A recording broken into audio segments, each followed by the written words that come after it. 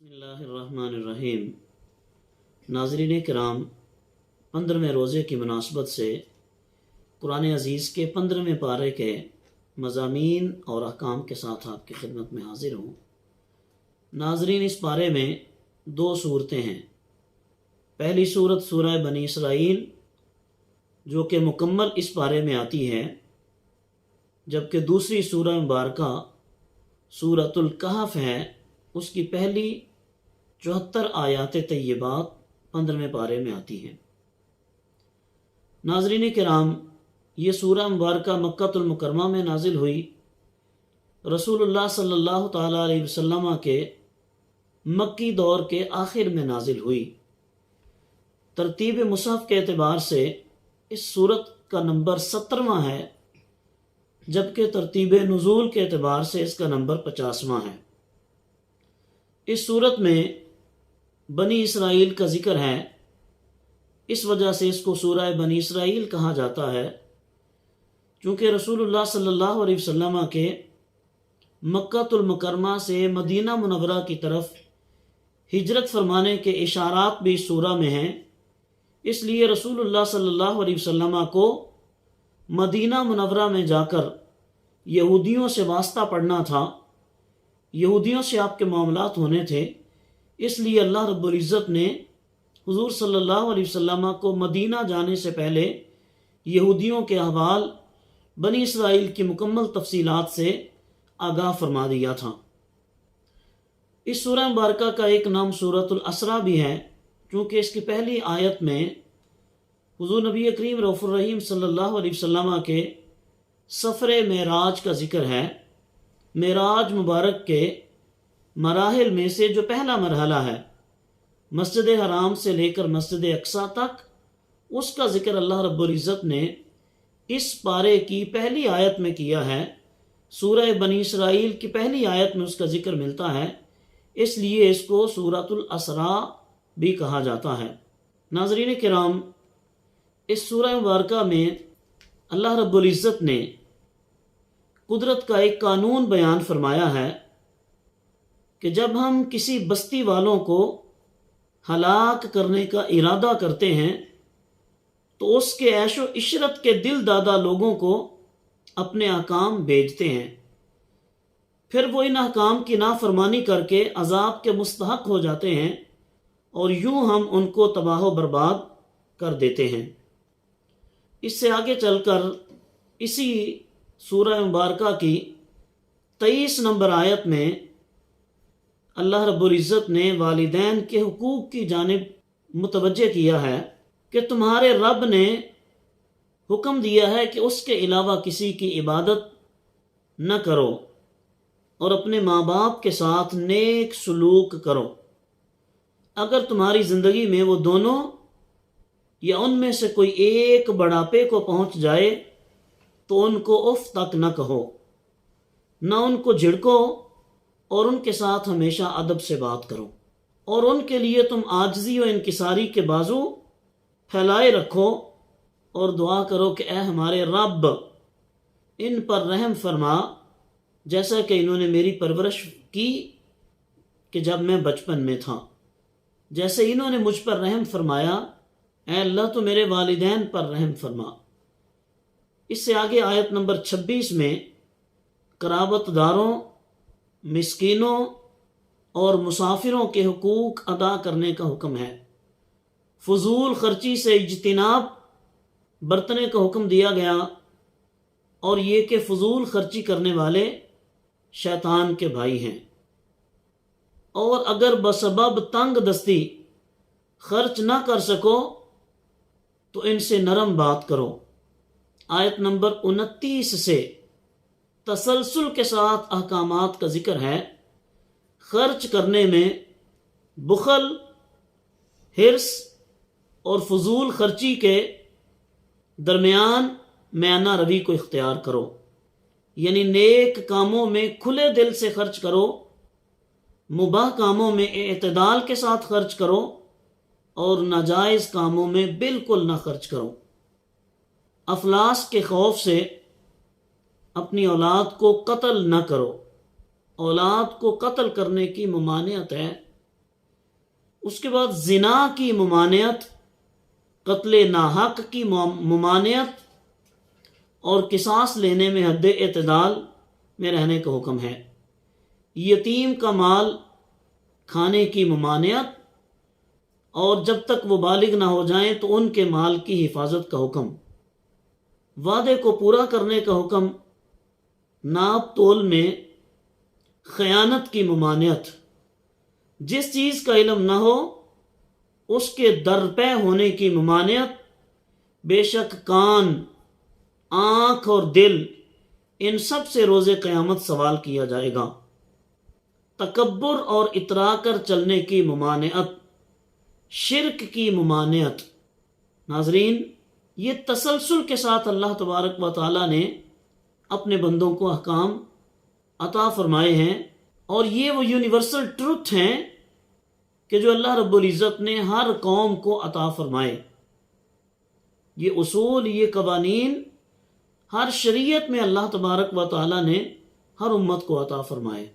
اس سے آگے اسی سورہ مبارکہ کی آیت نمبر 78 میں اشارتاً 5 نمازیں ادا کرنے کا حکم ہے۔ فجر کی نماز کی فضیلت کا بیان، نماز تہجد کی ترغیب، رسول اللہ صلی اللہ علیہ وسلم کے لیے مقام محمود جو مقام شفاعت کبریٰ ہے عطا کیے جانے کا بیان۔ ناظرین، اس بارے میں دوسری سورہ مبارکہ سورۃ الکہف ہے۔ یہ سورہ مبارکہ بھی مکہ المکرمہ میں نازل ہوئی۔ ترتیب نزول کے اعتبار سے اس سورہ مبارکہ کا نمبر 69 ہے، جبکہ ترتیب مصحف کے اعتبار سے یہ 18ویں نمبر پہ آتی ہے۔ اس صورت میں اصحاب کہف کا ذکر ہے، اور اسی مناسبت سے اس کا نام سورۃ الکہف رکھا گیا۔ اس صورت میں قرآن کی حقانیت، اصحاب کہف کا واقعہ، حضرت موسیٰ علیہ السلام و خضر علیہ السلام کی ملاقات، ذوالقرنین کا واقعہ، حضرت آدم علیہ السلام اور ابلیس کے قصے، اور ان قصوں کے درمیان حکمت و موعظت کی بہت ساری باتوں کا بیان ہے۔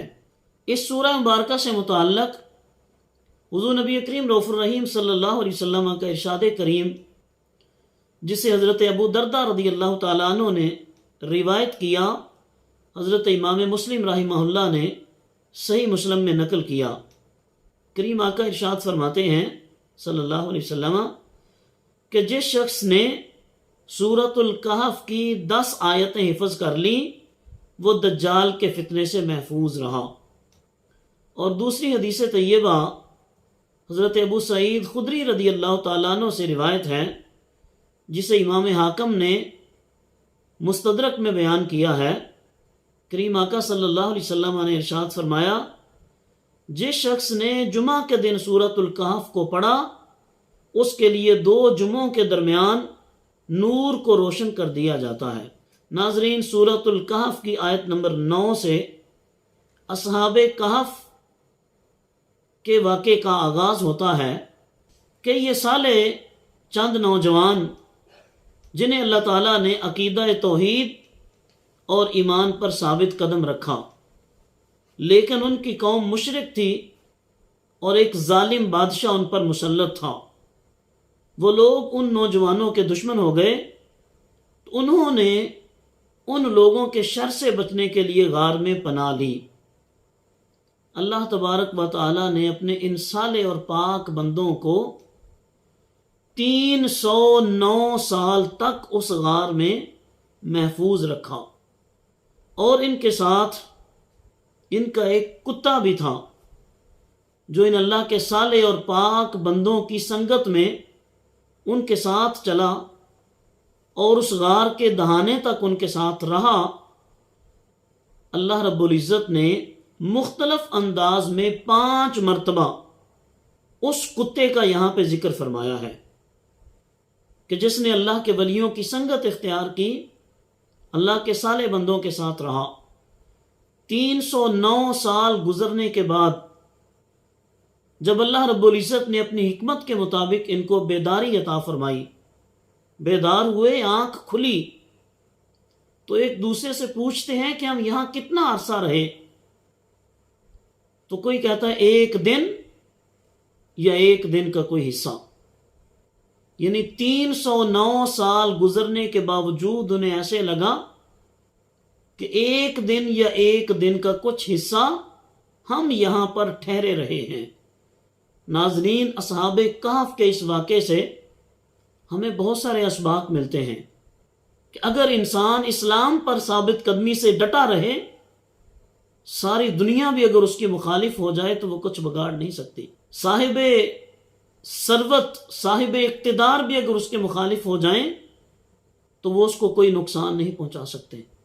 اللہ اس کو ایسی پروٹیکشن عطا فرماتا ہے، اللہ اپنے بندوں کی ایسے حفاظت فرماتا ہے، آفات زمانہ اور شرور زمانہ سے اپنے اس بندے کو محفوظ فرما لیتا ہے۔ موسم کا بدلنا، ماہ و سال کا گزر جانا، وہ اسے کوئی نقصان نہیں پہنچا سکتا۔ کہ اگر کوئی اللہ کے مشن سے، اللہ کی محبت سے، اللہ کے رسول صلی اللہ علیہ وسلم کی اطاعت سے کمٹمنٹ کے ساتھ جڑا رہے، اللہ تبارک و تعالی ہر حال میں اپنے اس بندے کی حفاظت فرماتا ہے۔ ناظرین، اسی سورہ مبارکہ کی آیت نمبر 60 سے حضرت موسیٰ علیہ السلام اور حضرت خضر علیہ السلام کے واقعے کا آغاز ہوتا ہے کہ حضرت موسیٰ علیہ السلام اپنے ایک خادم کو، شاگرد کو، اپنے مصاحب کو، کہ جن کا نام یوشع بن نون ذکر کیا گیا ہے، کہ انہیں ساتھ لے کر اللہ رب العزت کے احکامات کی حکمتوں اور اسرار و رموز کو جاننے کے لیے حضرت خضر علیہ السلام کی تلاش میں نکلے۔ دوران سفر جو وہ اپنے ساتھ کھانے کے لیے زاد راہ کے طور پہ مچھلی کا سالن تیار کر کے لے کے گئے تھے، راستے میں ایک مقام پہ آرام کرتے ہیں۔ یوشع بن نون جاگتے ہیں اور وہ کیا دیکھتے ہیں کہ وہ کھانے کے لیے جس مچھلی کو پکا کے رکھا ہوا تھا وہ زندہ ہوتی ہے اور دریا میں چلی جاتی ہے۔ نشانی یہ بتائی گئی تھی کہ آپ کو اللہ کا نیک اور صالح بندہ جسے اللہ نے علم لدنی عطا فرمایا ہے، اس سے آپ کی ملاقات وہاں ہوگی جہاں پہ مجمع البحرین، 2 دریا آپس میں ملتے ہیں۔ اور دوسری نشانی یہ تھی کہ یہ جو مچھلی ہے یہ زندہ ہو کر دریا میں چلی جائے گی۔ موسیٰ علیہ السلام بیدار ہوتے ہیں، آگے چلتے ہیں، بھوک کا احساس ہوا تو اپنے صاحب کو فرماتے ہیں کھانا لائیے۔ انہوں نے عرض کی مجھے بتانا یاد نہیں رہا، جہاں پہ ہم ٹھہرے تھے وہ تو جو ہم نے سالن تیار کیا تھا وہ مچھلی زندہ ہو کر دریا میں چلی گئی۔ تو آپ نے ارشاد فرمایا ہماری منزل وہی ہے، چلیں واپس جاتے ہیں۔ واپس پہنچے تو وہاں اللہ کے ایک بندے حضرت خضر علیہ السلام سے ملاقات ہوئی۔ جناب موسیٰ علیہ السلام فرماتے ہیں کہ اللہ نے آپ کو جو علم لدنی عطا کیا ہے اس کے اسرار و رموز جاننے کے لیے میں آپ کے ساتھ کچھ وقت گزارنا چاہتا ہوں۔ تو حضرت خضر علیہ السلام عرض کرتے ہیں کہ آپ میرے ساتھ رہ کر میرے کاموں پہ آپ صبر نہیں کر سکیں گے۔ تو حضرت موسیٰ علیہ السلام فرماتے ہیں کہ اگر اللہ نے چاہا تو انشاءاللہ میں آپ کے ساتھ رہ کر صبر کروں گا۔ موسیٰ علیہ السلام اور خضر علیہ السلام نکلتے ہیں تو رستے میں دریا عبور کرنا تھا، ایک کشتی میں بیٹھتے ہیں۔ حضرت خضر علیہ السلام نے اس کشتی کا ایک تختہ توڑ دیا۔ موسیٰ علیہ السلام فرماتے ہیں آپ نے کیا برا کیا، آپ نے اس کی کشتی کو داغدار کر دیا ہے، کہیں ایسا نہ ہو کہ دریا سے پانی اس کشتی میں آ جائے اور سارے لوگ ڈوب جائیں۔ حضرت خضر علیہ السلام فرماتے ہیں میں نے آپ سے کہا نہیں تھا کہ آپ میرے ساتھ رہ کر میرے کاموں پہ صبر نہیں کر سکیں گے؟ تو جناب سیدنا موسیٰ علیہ السلام فرماتے ہیں کہ اب میں کوشش کروں گا کہ آپ کے ساتھ رہ کر صبر کروں۔ ناظرین، یہاں تک جو احکامات اور مضامین ہیں وہ 15ویں پارے کے ہیں۔ اس سورہ مبارکہ کا باقی حصہ 16ویں پارے میں ہے، وہ انشاءاللہ تعالی کل آپ کی خدمت میں عرض کیا جائے گا۔ اللہ رب العزت ہم سب کو عمل کی توفیق عطا فرمائے۔ وآخر دعوانا ان الحمدللہ رب العالمین۔